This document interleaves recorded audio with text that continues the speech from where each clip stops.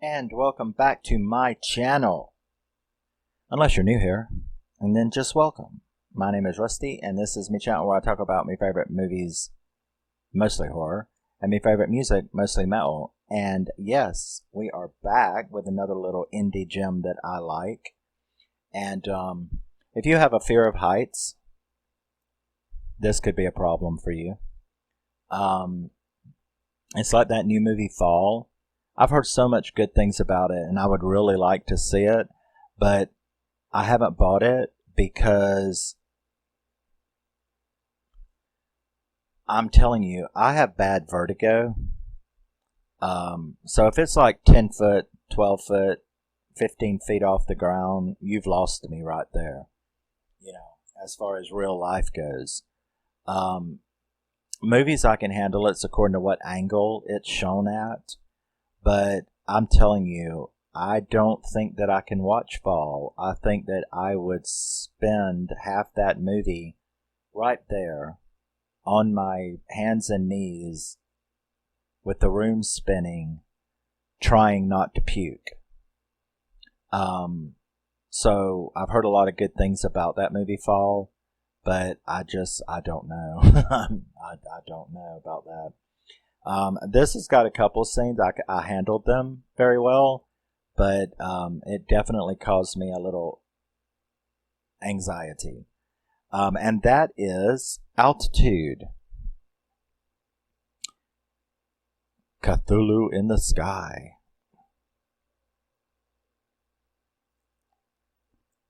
Now, Altitude.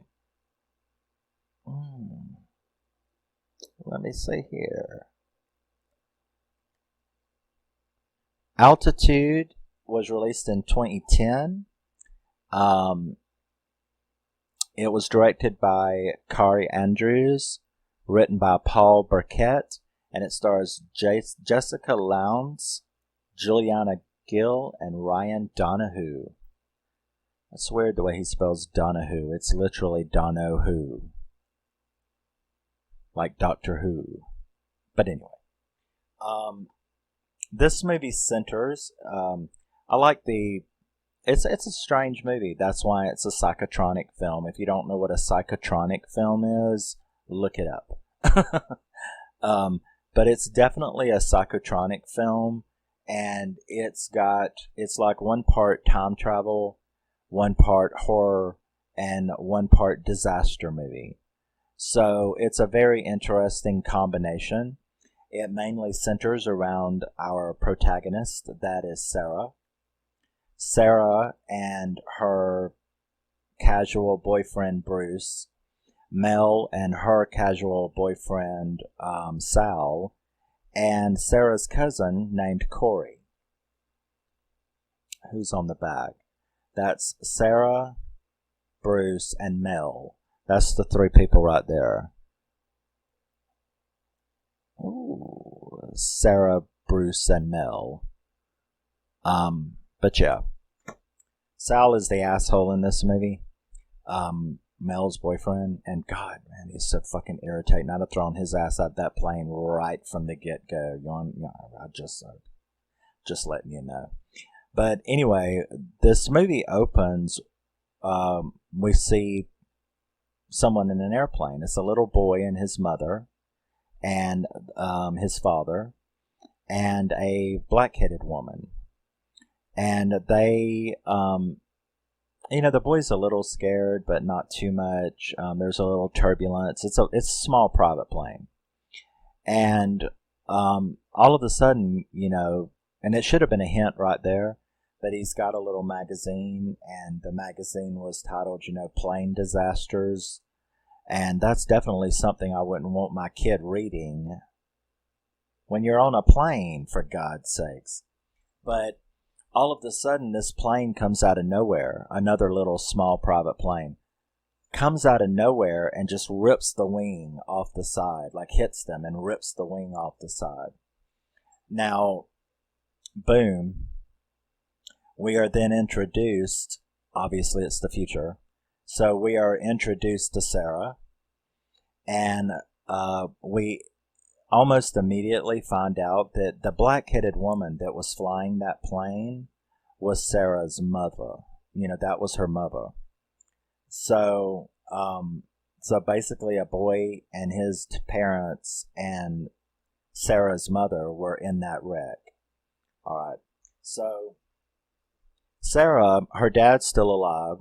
So we know he wasn't in the plane. She's still alive, so of course she wasn't in the plane. It was just those four. Probably a private charter is probably what it was. So she's talking to her dad on the phone. She's about to move to Montreal.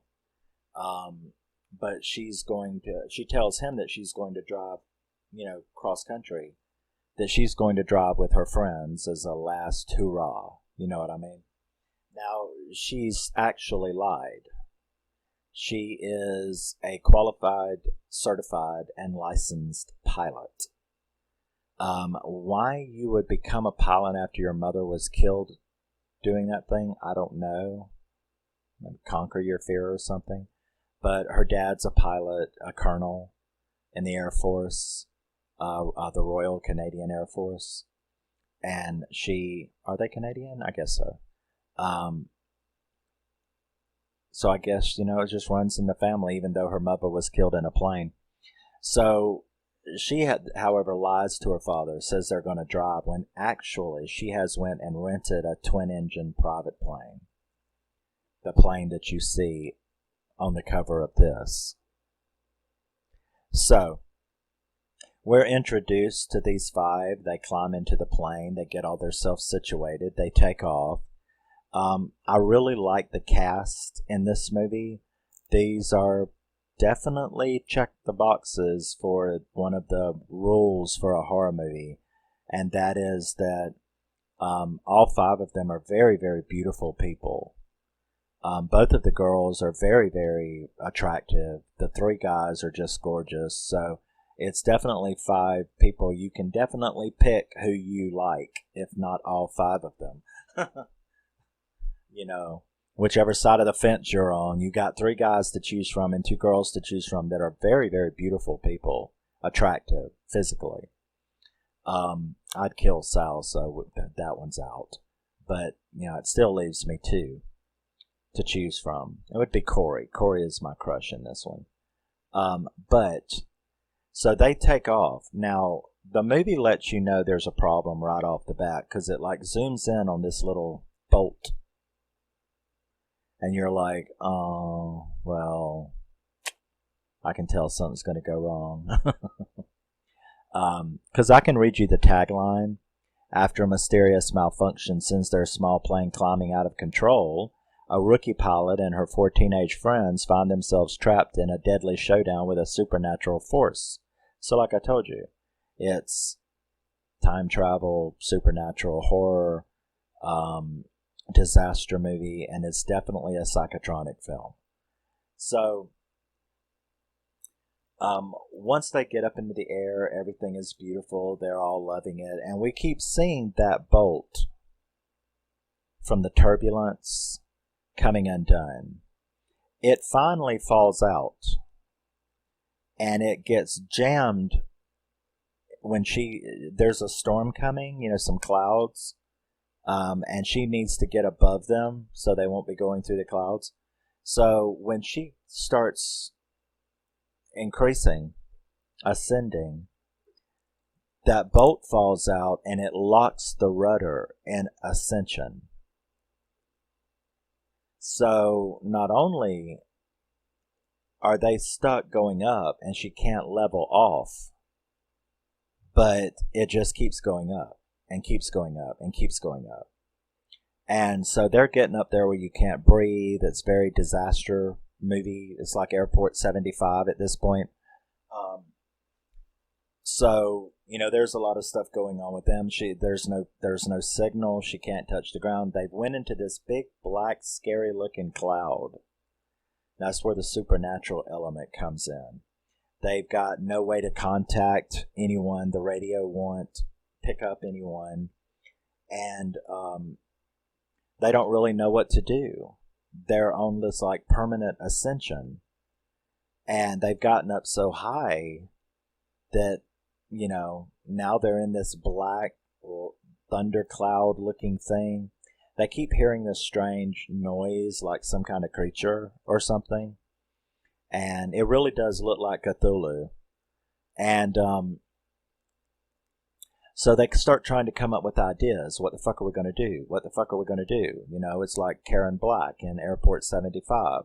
I'm just a stewardess. I can't drive this fucking plane. What do I do? So, they start coming up with these ideas. They throw all their stuff off the plane to try to lighten the load. Unfortunately, there's really only one thing to do. There's no way to access the rudder except going out there on it. Now, of course, that's when I'm like, please don't go outside that fucking plane, man. There's no choice though. They have to come up. So they have, these giant parachute cords and stuff.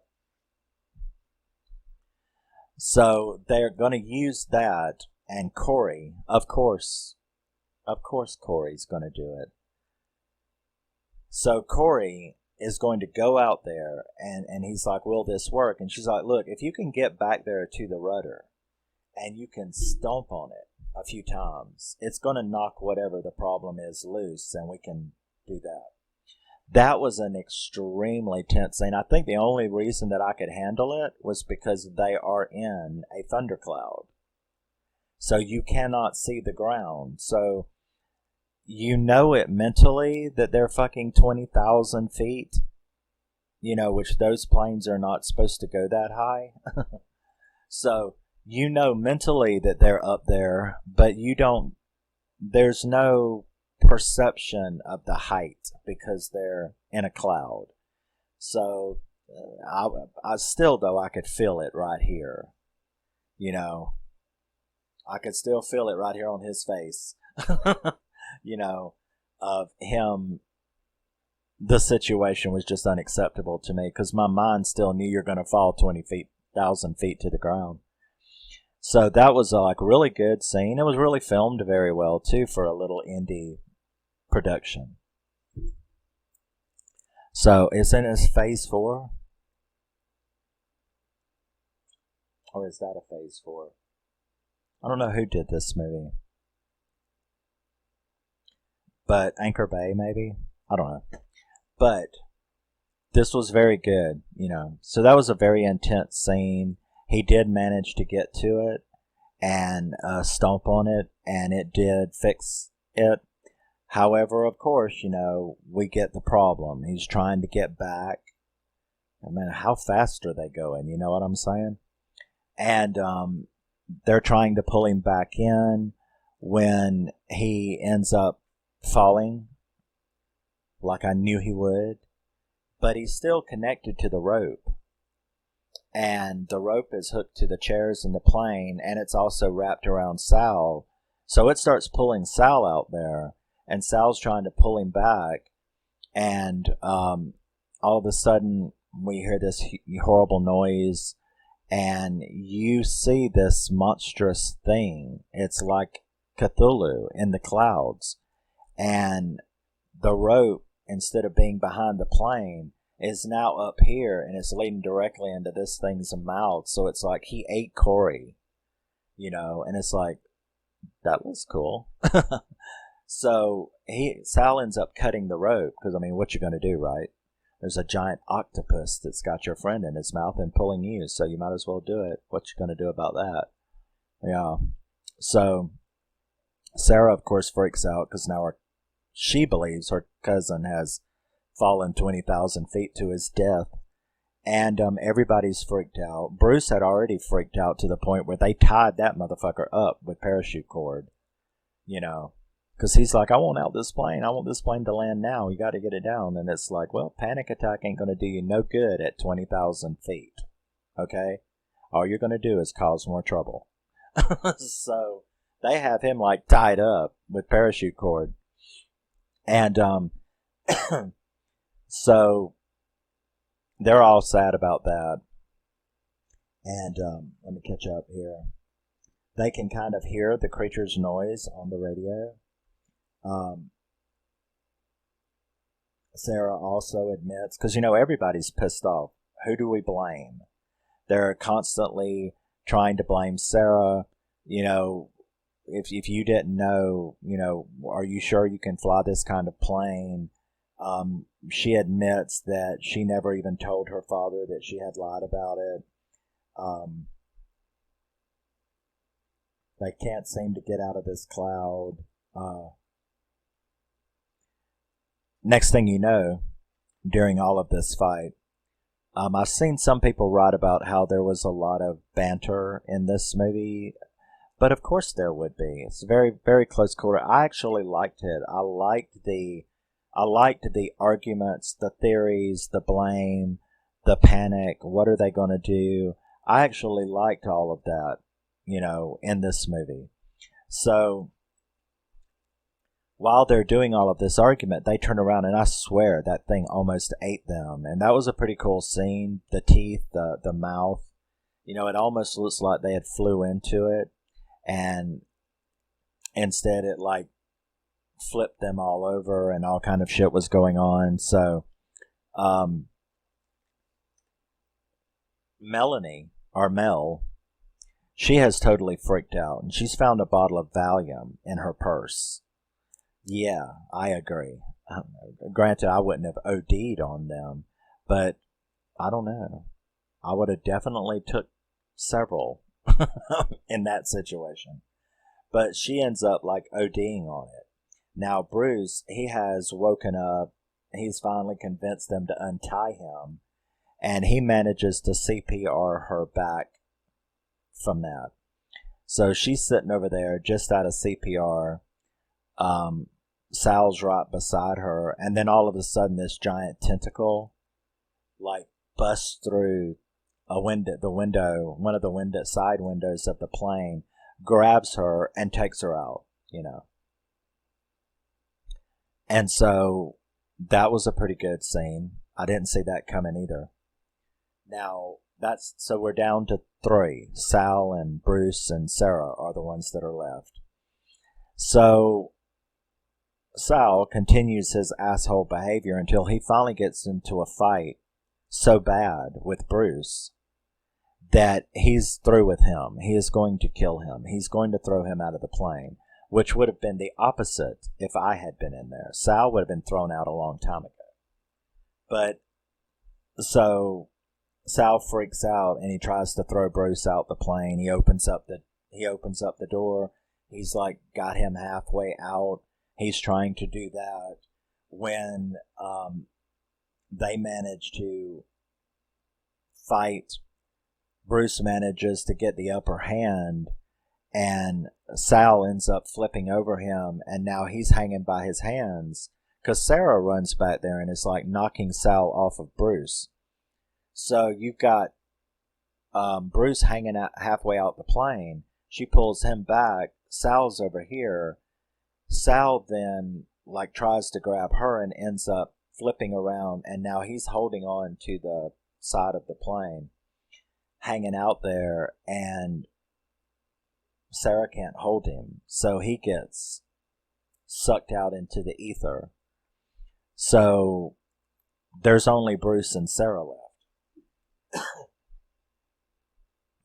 So Sarah, starts all of her self-blame, crying, carrying on that she's the cause of her 3 friends' death, or her cousin and her 2 friends' death, which, she's not, but at the same time she is. They all are, because they shouldn't have been up there anyway. So she's doing all of the self-blame while Bruce, he starts, kind of going, he's really deeply thinking. You can tell through this whole movie that Bruce has issues. Strange issues. And then, he has a comic book with him that she had gotten him for a present, a going away present. And looking at that comic book, he realizes And she's like, what is going on with you? What are you talking about? Because he starts going, no, it's not you, it's me. I'm the cause of all of this. Now she's asking him, what do you mean by that? And he starts telling her about who he really is. He is the little boy that was in that plane at the beginning of the movie. So he was in the plane. He's the only one that lived. His parents were killed, and her mother was killed, and half the bones in his body was broken. But he lived. And he starts telling her that he had always blamed himself for that wreck because he was reading that accident, and it was the exact accident that happened. And then he holds up the comic book to her, and he's like, look. And the comic book was everything that's just happened to them. It was a comic book called Strange Stories, and it had like this Cthulhu looking thing on the front. So he starts saying that he has some kind of power to make his fears come true. And so this whole thing was caused, he didn't cause the rudder thing to happen, but once it did, his fear took over and he caused this to happen. So you get to see a lot of really cool scenes, with him trying to come to terms. She kind of believes it when she sees the comic book. And so she's like, well, if you did this, then you can do something about it. You can wish us, so to speak, out of it. But he says he doesn't mean to do it. He doesn't know how to do it. He just knows now he's doing it, but he doesn't really know what to do about it. So we get some really cool scenes where this Cthulhu thing is trying to get the plane, and she's screaming at him. It even busts through the pilot's window. Tentacle grabs a hold of her and is pulling her out up towards it. He manages to, dream it, imagine it, and makes it all disappear and grabs back a hold of her and pulls her in. And they're in clear skies, right? They're in clear skies now. It's all gone. And then that's when she manages to contact the ground, tells them that they've had this problem and stuff like that. And their right engine had died, had been damaged by the Cthulhu creature. So she tells him to face his fear, the clouds go away. But then Sarah admits that she's not in love with him that way, that she never was, that it was a casual thing. And so as you can imagine what happens, his little mind freaks out again. The clouds come back, the Cthulhu thing comes back. It's all starting again. And they're almost going to die. That's what happened that made Cthulhu grab her through the pilot's window. So she's screaming for help again, I know that upset you, but control yourself is basically what she's trying to get a hold of it. So he's like, he doesn't know how, and she's like, see what you want, and make it happen. And so he ends up doing that, and then boom, they're all back safe again, and they're sitting there talking. The cloud's gone, the Cthulhu creature is gone, they're fine, and then all of a sudden, they see another plane coming at them head on. And as they get closer and closer, they can see each other. they can see who's in that plane. And Sarah sees her mom. And Bruce sees and realizes that he has wished them back in time to that plane wreck. And it's a closed loop because they're the plane that hit them to begin with that caused all this to happen. So it's like a time loop. And he's now realized it. So both of them start screaming, and they grab the wheel, and they manage to pull it up, and they miss the other plane. And you see the mom, Sarah's mom, kind of go, where did they come from? And then she lands the plane and gets out, and there is the colonel, and little Sarah runs up to her. The boy, Bruce, and his parents, they're alive. They're all alive. So she walks up to them and tells her husband, I guess we're all entitled to one near miss, And Sarah walks up to Bruce and, it's like that they meet and they smile at each other and everything is fine. And you're like, time is reset.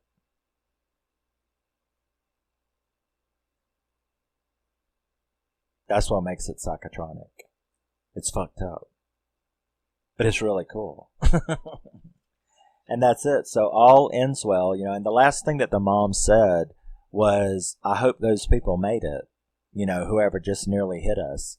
I hope that they made it. And you do kind of wonder what happened to it, but I don't know. How do time loops work like that, right?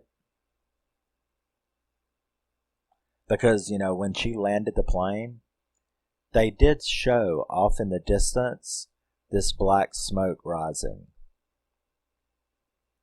So it's like you can imagine that perhaps Bruce and Sarah in that plane crashed, but they're still alive in this time frame. So, yeah, it was interesting. It was really cool. And that's Altitude from 2010. So if you're into cool little things like that, like I said, it's a very cool little popcorn movie. It was filmed very well. I liked the stuff that went on in the plane. There was a lot of anxiety moments. You didn't see the creature much, of course, with a low-budget film. But I tell you, what of it you did see was very well done. It really was Cthulhu in the cloud. So I thought that was very cool. But yeah, a little indie gem from 2010, if you haven't seen it or if you see it somewhere. Now you know about it. It's very, very... Fear is in the air. Yeah, get it? Fear is in the air. It's him. It's his fears that's caused all this shit. So yeah. That's the Cthulhu creature. So yeah, Altitude from 2010. I like it. I like it a lot. And I think it's a really interesting little slice, And there you go. Let me know if you've ever heard of this movie, if you've seen it, what you think about it. And if not, I hope I gave you something to look for. Or if you happen to see it somewhere, you kind of now know what this is about. Well, you know it all. But I really like having it in my collection. I love it. I am a collector, so, I've got so much shit you've probably never heard of. But that's Altitude from 2010, and I will see you in the next one. Love you, miss you. Bye-bye. And I will see you in the next one. Keep screaming, but only when appropriate. And keep rocking very, very hard. And I will see you soon. Bye-bye.